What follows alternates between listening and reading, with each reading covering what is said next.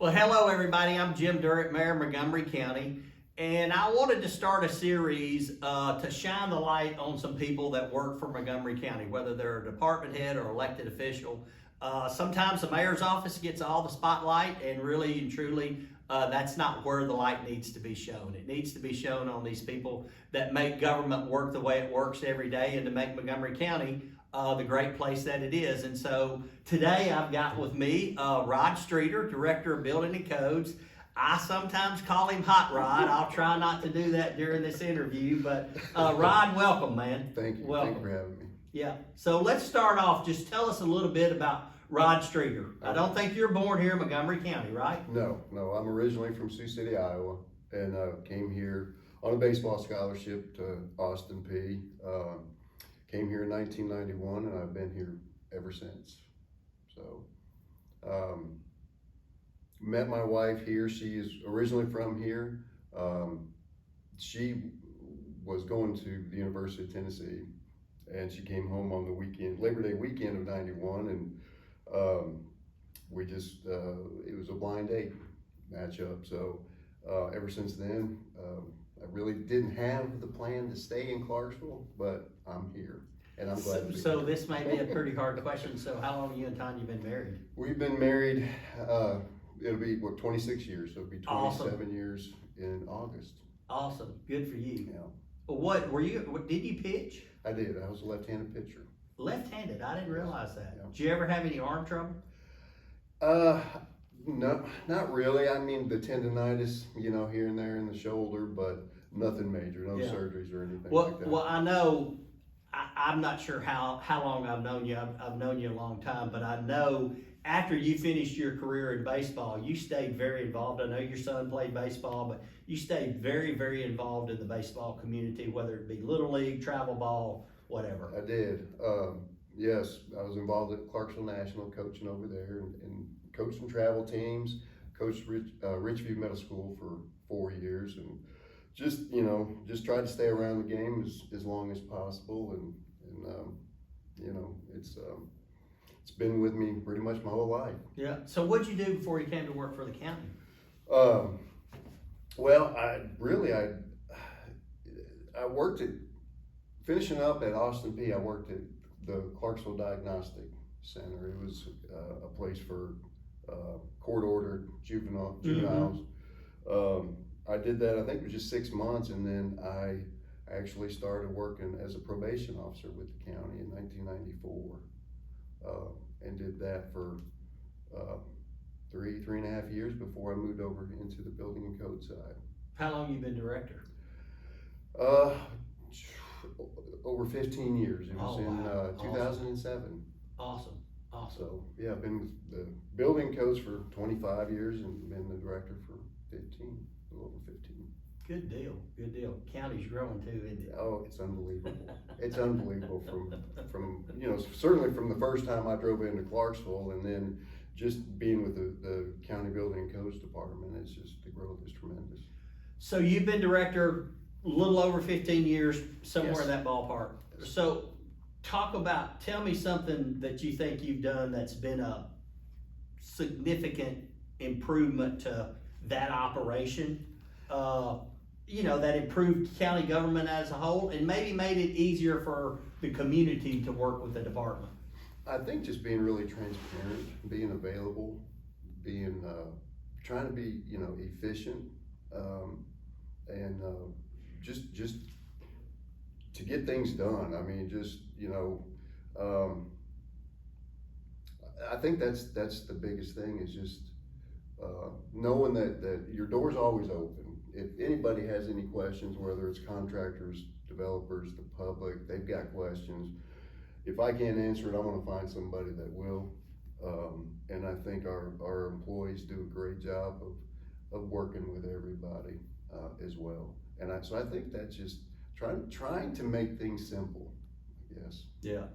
Well, I know, I don't know that the community knows this, but I know that y'all sometimes can have a very difficult job because you get a complaint about somebody's neighbor, and so I won't talk about chickens, because Ron and I have had a lot of conversations about chickens and hogs and other things like that, but, it is tough. It is tough because you're having to send somebody, or you yourself are having to go to somebody's house and saying, hey, this is in violation of our code, and I know y'all do it, and I respect the way you do it, and sometimes the people that complain and don't understand this, but typically you go out and you just try to have a conversation and say, hey, will you take care of this problem? But it ultimately can lead to a citation and y'all actually going to court. Correct, yes. Yeah, we don't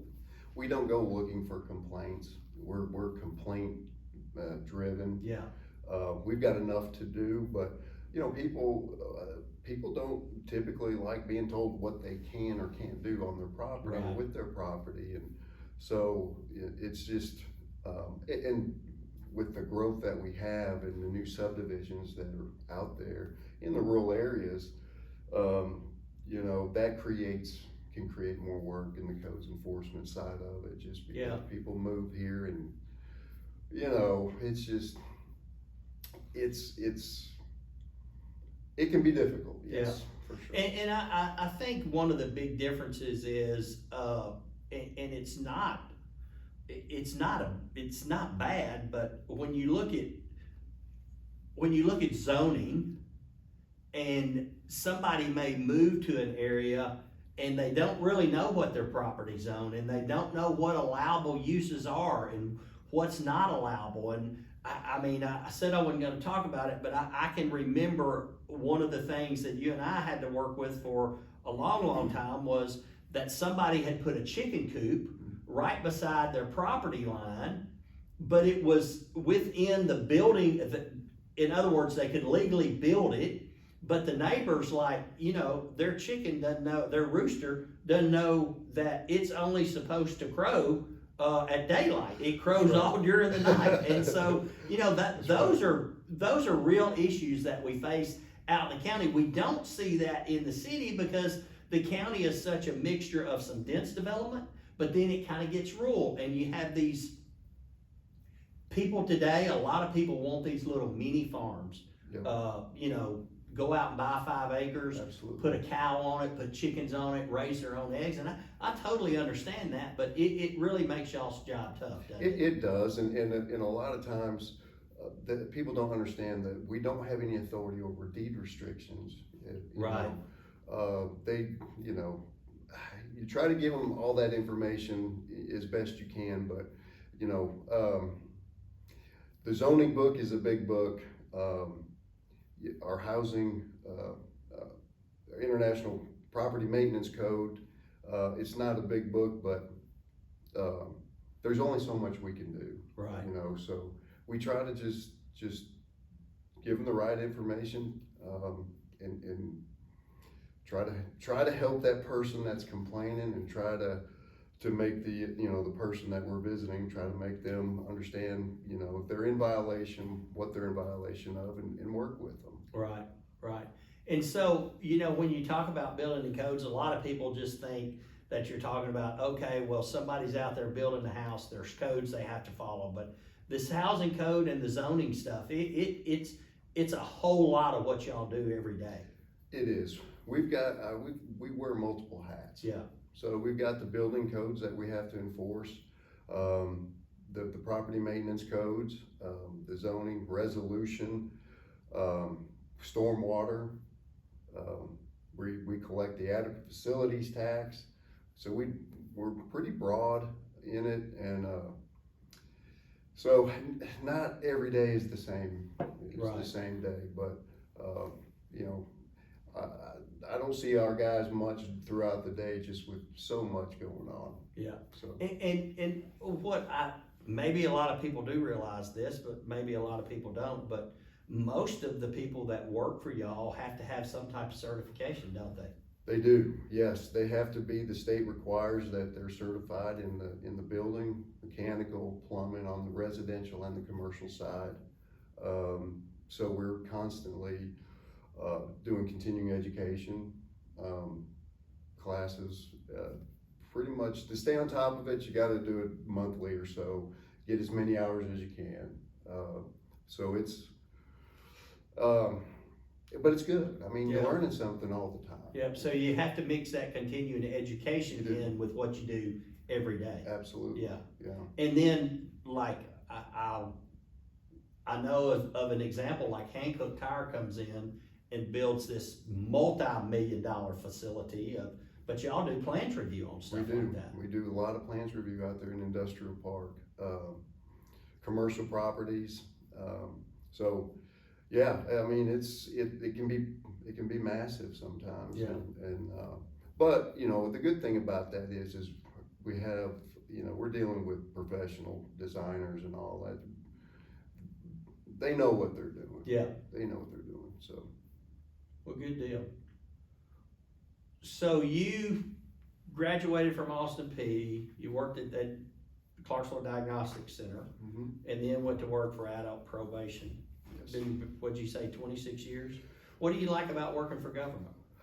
The people. I think the people that work, you know, that I work with in the county, and then just the people in general.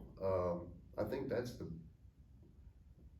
to me, that's what it's all about. Any dislikes? Don't say the mayor now. No, I won't say that.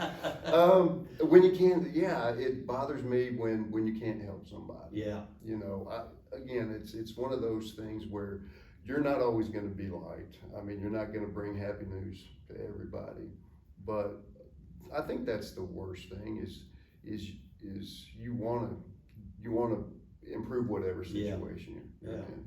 And I hate to say this, but typically when the phone rings at your department, it's not somebody calling down there to say, hey, y'all did a great job inspecting that building. It's a complaint. It's a complaint, yeah. We don't, I don't think you get enough calls to your office thanking us, but no, it's again, you do get a lot of complaints, and again, but that's part of it, especially with the growth that we have. Yeah. I mean, it is what it is there. Well, and I will say this, you know, a lot of complaints come to our office as well. And as you well know, I'll text you or pick up the phone and call you. But I can't tell you how many people that have called me back and said, hey, I really appreciate what they've done. They were very polite, very courteous, wanted to help. And so that makes my heart feel good. Well, we try to do that. I mean, that's, you know, just being self-service friendly, and again, it's to me, it's just simple. It's just try to help people as much as you can. Yeah, that's awesome. That's awesome. What's a typical day look like for you? It just depends. It just depends. I try to, you got some days where you've got to put out the spot fires, you know. But I'm on the phone a lot. I don't get out and inspect like the guys do. I'm probably more involved in the code enforcement side of it and the zoning part of it. I think that's where I spend a lot of my time. So it's not myself. It's not the day-to-day, framing inspections or anything like that anymore. It's just being there to answer questions, and you just never know. Yeah. And that's the good thing about it, I think. Well, and in today's world too, when you talk about everything that's going on in the community, whether it's zoning or whether it's a chicken or whatever it is, all of those issues, because we're growing so fast, I mean, the pace in y'all's office has to be like crazy, because you've got these builders out here they're wanting these inspections, they're wanting these permits, they're wanting all of that. So it's a lot of different moving parts down there, isn't it? It absolutely is. When I would tell my building code committee, when I would ask for more help, the building code books are not getting any smaller. They're just putting more information and more requirements in there. So in the grand scheme of things, we're not spending a whole lot of time doing, a framing inspection, because you got to get to the next one. Right. you're looking at it as close as you can, but, that book is a big book. So you gotta pick out the highlights and all that, so, you know, there's just a lot to it. Yeah.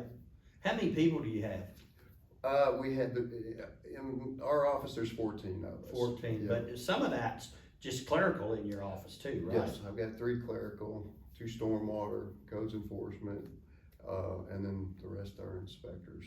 Wow, wow. Talk about some short-term challenges and long-term challenges in the building codes department. The short term, I don't know,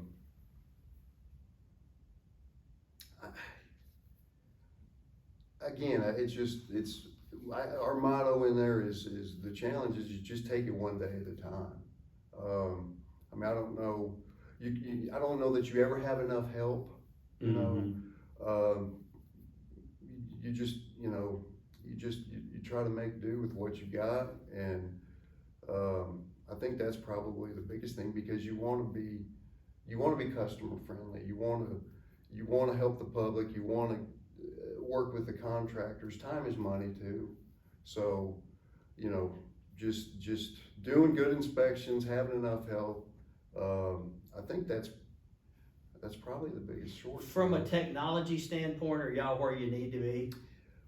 We can always improve, and I think we're working on a permit program now that I think is going to be, that should be starting back up, I think May, that we're going to implement a intergov program where it's going to be very transparent with the public and contractors, where they're going to be able to get in on the program and see where they're at on their inspections. And it's just, I think it's going to be very efficient for everybody. Yeah.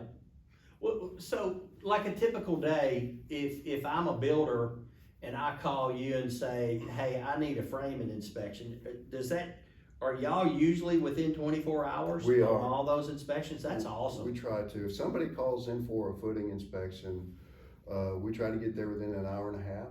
Wow. But there's no point, unless somebody calls in at 3:30 or so. Yeah. We may not get a framing inspection that day, probably won't get it. But for the most part, if you're calling before 2 o'clock in the afternoon, we're gonna get it. We don't really believe in putting it off for the next day. If we can get it, let's get it. Yeah. So you're interviewing a potential employee to come to work for Montgomery County Building and Codes. What do you tell that person about why they should come to work for Montgomery County Building and Codes? Because no day typically is the same. It's just different. You're constantly learning. You're meeting, you know, obviously as long as I've been in working for the county, I've met a lot of people, and I've made a lot of friends too over the time, whether even the people that on the codes enforcement side of it, where I've had to go and, you know, tell them they can't do this or that, to where I can stop and, you know, chat with them, you know, at their property. So it's just, nothing's really the same. I never really imagined that I would be in the building and code business. But I just, you know, just the meeting people, to be out, you know, you're not stuck, you know, in one area, you're able to. I'll really change gears on you, but I think some of y'all went to Waverly, didn't you? We did. Yeah, and so that's another aspect of some of the things y'all do is, like, after a natural disaster, go and make sure that a place is livable or habitable or structurally sound. Yeah, we've gone to other counties, you know, for tornadoes, to tornado assessment and things like that too. So, you know, Saturdays and Sundays, the tornadoes they don't stop, they don't pick the day. So yeah, we've, you know, just gotta be ready. Yeah. You never know. Pretty devastating what happened in Waverly too. Absolutely, unbelievable. Yeah, just a little small community like that, man, it's, take years to get over it. Yeah, oh yeah, I mean, just seeing how, you just can't imagine in that particular situation, how high the water got up in some of those residences. It was just really devastating. So your office is down at Veterans Plaza, so you're walking over to somebody else's office and you see this couple standing on the sidewalk and they say, "Hey, sir, sorry to interrupt you or sorry to bother you. Can you tell me where such and such is?" And been here as long as you have, and especially building codes, y'all know where every new subdivision is. You know where everything is. So anyway, you start a conversation with them and you find out that they're visiting here and thinking about moving to Montgomery County. Rod Streeter, why do you tell them they should move to Montgomery County? Just for one, I think it's just a beautiful place. I think, cost of living. Yeah, now you gotta remember, they didn't go on a blind date and meet their wife here. Right. So you gotta tell them about Montgomery County. Yeah, I mean, it's the cost of living, the location of Clarksville, Montgomery County. I mean, we were talking about this the other day, just, obviously, you're 30 minutes from Nashville. I mean, you're 4 hours from Atlanta, 2 or 3 hours from Chattanooga, St. Louis. It's just a prime spot, I believe. There's good people here, and you can obviously tell with the number of retirees that come back after, being at Fort Campbell. It's a growing place, but it's just, I've been to a lot of places and I just think, I'm so happy I'm here. Awesome. So. Last question. What do you think is one of the most gratifying things that you've done or that you've been involved with since you've worked for Montgomery County? Oh, wow, gosh. I probably should have racked my brain on that. I don't know. I mean, there's been so many things that I could probably go on. I don't know that I have just one particular memory. I don't know. I just, again, there's just been so many times just again, helping people with problems that they have concerning their property, just, whether it's a Board of Zoning appeal hearing, and our office recommends approval, or we've had some situations where people are desperate, and things have, worked out for them. And so when they say, people like that in that situation, when they say thank you, that's probably just the most gratifying, just hearing a thank you. Awesome. I think that's why I like you so much, is because you're all about helping people, and serving the public. So, Rod Streeter, Director of Building Codes for Montgomery County, and he just said it himself. So he likes helping people, and he likes to hear somebody when they say thank you. So that ought to tell you what kind of person he truly is. Rod, thank you so much for joining me. Appreciate you, man. Thanks for all you do. Thank you.